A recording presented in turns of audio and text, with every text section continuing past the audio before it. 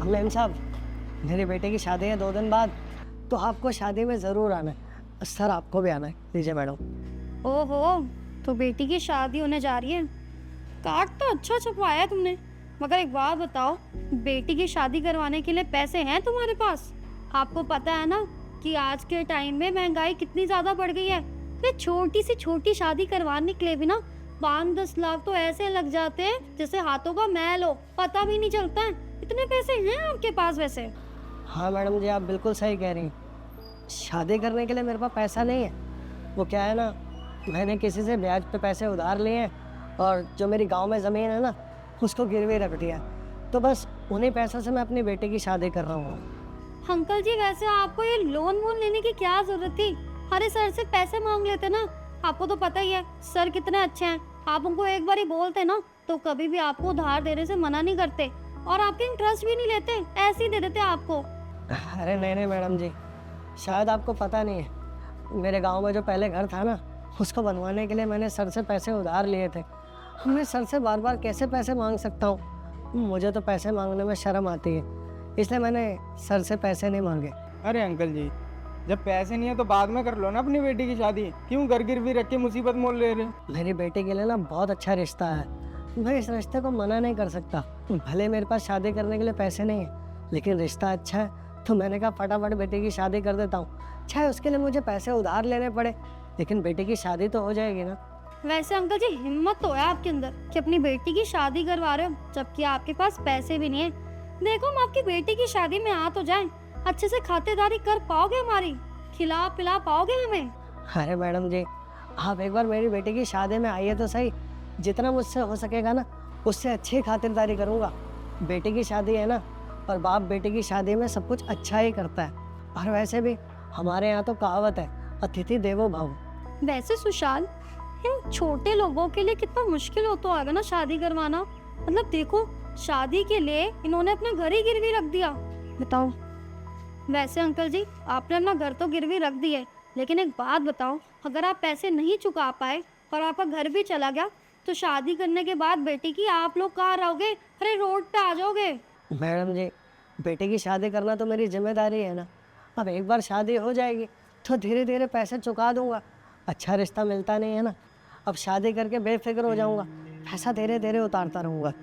वैसे चलो सही है, कार्ड तो दे दिया आपने, मगर वो तो हमारे ऊपर है ना कि हम आए ना आए। मन होगा तो दोनों चल लेंगे, क्यों सुशांत? अब कार्ड दिया है तो चले जाएंगे 5 मिनट के लिए, कुछ पैसे दिखाएंगे, अंकल को मदद हो जाएगी। नहीं सर, आप मुझे गलत समझ रहे हैं। मैं अपनी बेटी की शादी में आपको इसलिए नहीं बुला रहा कि आप वहाँ पे आके पैसे देंगे। मैं तो बस इसलिए बुला रहा हूँ कि जिस ऑफिस में आप काम करते हैं वहाँ मैं सिक्योरिटी गार्ड हूँ, बस इसीलिए बुला रहा था। और मैं आप लोगों की इज्जत करता हूँ, आप लोग आएंगे तो बहुत अच्छा होगा।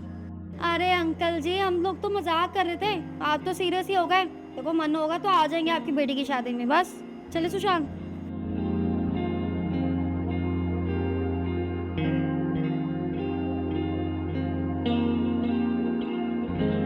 हाँ बताओ, क्या अर्जेंट बात करनी थी तुम दोनों को मुझसे?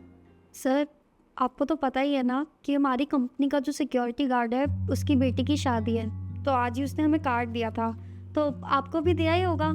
हाँ, कार्ड तो मेरे पास भी है, लेकिन इसमें मैं क्या कर सकता हूँ अगर उनकी बेटी की शादी है तो? और आपको तो पता ही है सर कि वो कितने सालों से हमारी कंपनी में काम करते आ रहे हैं, और आज तक ना मैंने कभी भी उनको ऐसे निराश होते हुए नहीं देखा।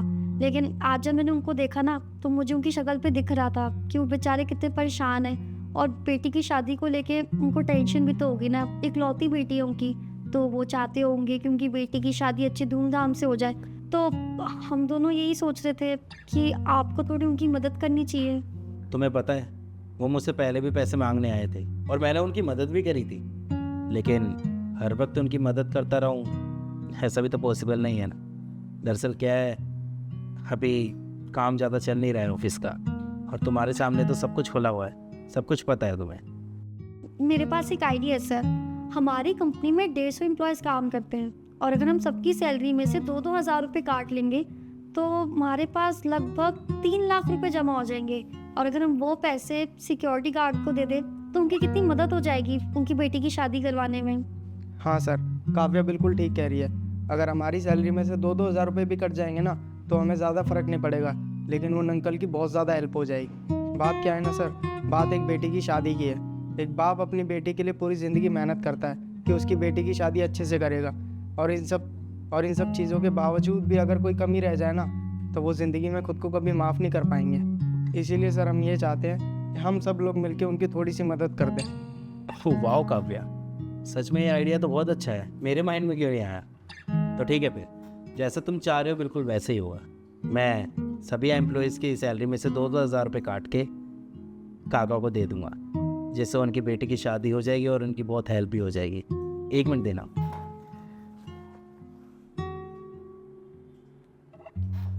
काका, आप अंदर आइएगा। हाँ ये काका आइए।